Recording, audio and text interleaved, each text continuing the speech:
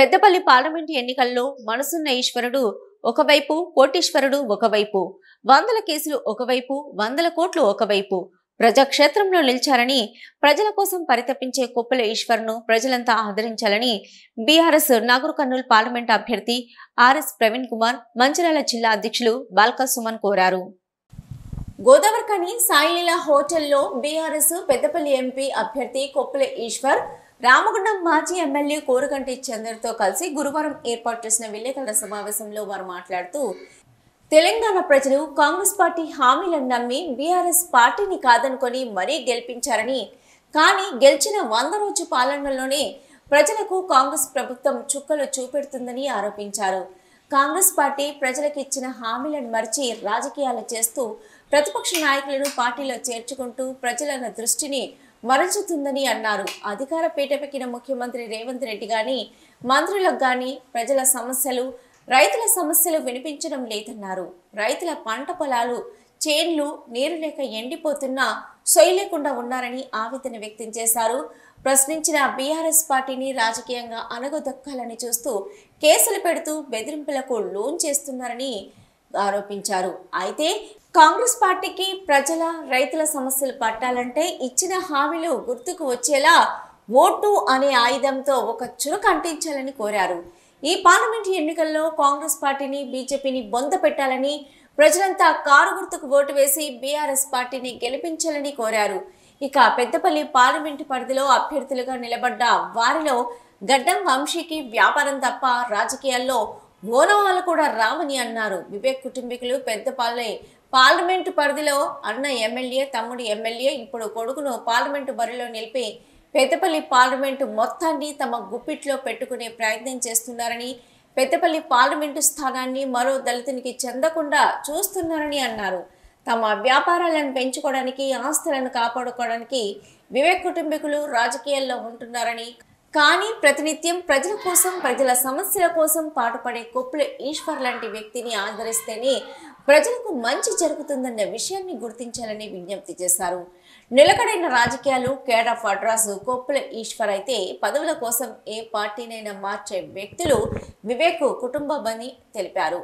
అయితే కొప్పుల ఈశ్వర్ గురించి ఎంత చెప్పినా తక్కువేనని, మంత్రిగా ఉన్నన్ని రోజులు ప్రతి క్షణం పేద విద్యార్థుల కోసం ఆలోచించిన వ్యక్తి అని ఆర్ఎస్ ప్రవీణ్ కుమార్ తెలిపారు. సంక్షేమ శాఖ మంత్రిగా కొప్పుల ఈశ్వర్ నిర్ణయాల మూలంగా దాదాపు 10 లక్షల మంది పేద విద్యార్థులు ఇంగ్లీష్ మీడియం స్కూల్లో చదువుకున్నారని, డాక్టర్లు, ఇంజనీర్లు అయ్యారని తెలిపారు. కేంద్రంలోని బీజేపీకి, రాష్ట్రంలో అధికారంలో ఉన్న కాంగ్రెస్కు ఓటు వేస్తే ప్రజలు ఇబ్బందులు పడతారని అన్నారు.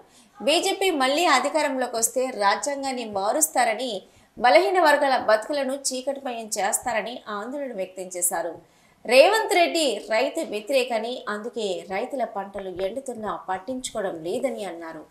రైతుల కండగా బీఆర్ఎస్ ప్రభుత్వం నిలుస్తూ ఈ నెల 30న పెద్దపల్లి జిల్లా కేంద్రంలో 36 గంటల నిరసన దీక్ష చేపట్టనున్నామని బీఆర్ఎస్ పెద్దపల్లి ఎంపీ అభ్యర్థి కొప్పుల ఈశ్వర్ తెలిపారు. ఈ నిరసన దీక్షలో అధిక సంఖ్యలో రైతులు పాల్గొని విజయవంతం చేయాలని పిలుపునిచ్చారు. పెద్దపల్లి నియోజకవర్గ అభ్యర్థి శ్రీ కొప్పుల ఈశ్వర్ గారు వారి పక్కన కూర్చునే అవకాశం నాకు వచ్చినందుకు నాకు చాలా చాలా ఆనందంగా ఉన్నది. వారు నిజంగా చాలా చాలా సౌమ్యులు, ఎక్కడ కూడా అహంకారం అనేది ఉండదు. నేను 3 సంవత్సరాలు 4 సంవత్సరాలు వారితో పనిచేసిన అనుభవం నాకున్నది కాబట్టి చెప్తున్నా. నిరంతరం వారికి పేద ప్రజలు ఎక్కడ ఉంటే అక్కడనే వారి గుండె ఉన్నది.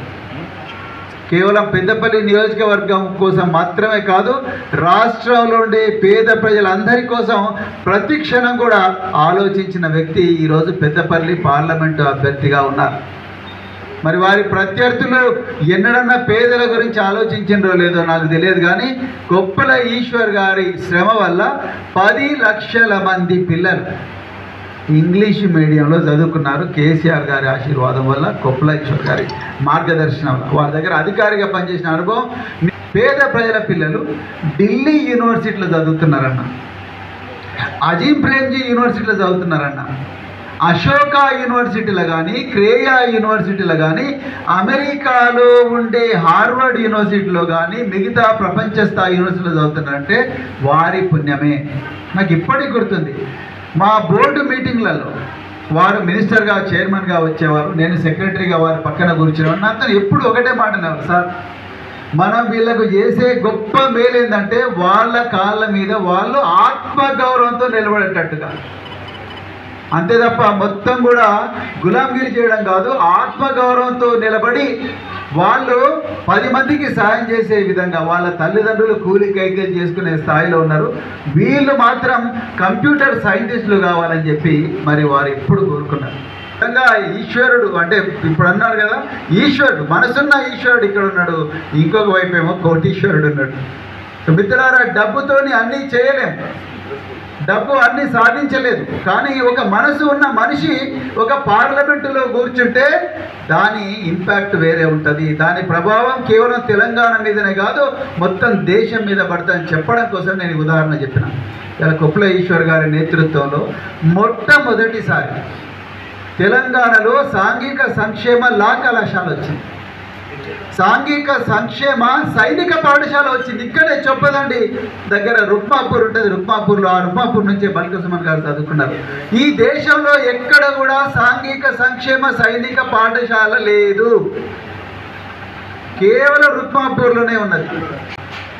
అది కొప్పుల ఈశ్వర్ గారి పుణ్యమే. అరే రిజర్వేషన్ ఎన్నిసార్లు వాడుకుంటారు?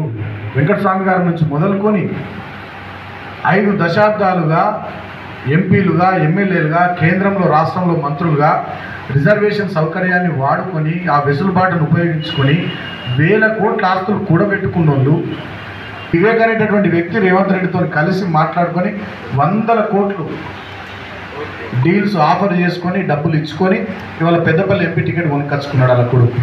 నేను అడుగుతా ఉన్నా, మరి పెద్దపల్లి పార్లమెంట్ నియోజకవర్గం పరిధిలో ఉన్నటువంటి కాంగ్రెస్ పార్టీ నాయకులు ఏం చేస్తున్నారు? కాంగ్రెస్ పార్టీలో ఉన్న దళిత నాయకులు ఏం చేస్తున్నారు? ఇంత దుర్మార్గం ఉంటుందా? ఒకటే పార్లమెంటు నియోజకవర్గం పరిధిలో వివేక్ ఎమ్మెల్యే చెన్నూరు నుంచి, వాళ్ళ అన్న బెల్లంపల్లి నుంచి ఎమ్మెల్యే, మళ్ళీ వాళ్ళ కొడుకు పెద్దపల్లి నుంచి ఎంపీ. అంటే ఇదే కుటుంబ పాలన, ఇదేం రాజరిక పరిపాలన? ఇదేమన్నా పెద్దపల్లి పార్లమెంట్ నియోజకవర్గం మీ సామంత రాజ్యం అనుకుంటున్నారా? ఇక్కడి ప్రజల్ని మీరు ఏమనుకుంటున్నారు? అంటే మీ అడుగులకు మడుగులు వచ్చేటటువంటి ప్రజలుగా మీరు ఇక్కడ వాళ్ళని భావిస్తూ ఉన్నారా? అంటే ఇంతకన్నా దుర్మార్గం ఏముంటుంది? టెక్నాలజీ పెరిగినటువంటి ఈ రోజుల్లో ప్రతి ఇంట్లో చదువుకున్న పిల్లలు ఉన్నటువంటి దళిత వర్గానికి సంబంధించిన ఈ రోజుల్లో ఇట్లా గంపగుత్తగా మొత్తంగా ఈ ప్రాంతం అంతా వాళ్ళ గుప్పిట్లో పెట్టుకోవాలనే ఈ ఆధిపత్య ధోరణి, ఈ అహంకారం ధోరణి, దీన్ని దళిత వర్గాలు కానీ ఇతర వర్గాలు కానీ ఎట్లా అర్థం చేసుకోవాలి? గంటల రైతు నిరసన దీక్షకు వేలాదిగా రైతులు కదలి వచ్చి మీ యొక్క సంఘీభావాన్ని తెలపాలి. మీకోసం మేము, మా కోసం మీరు.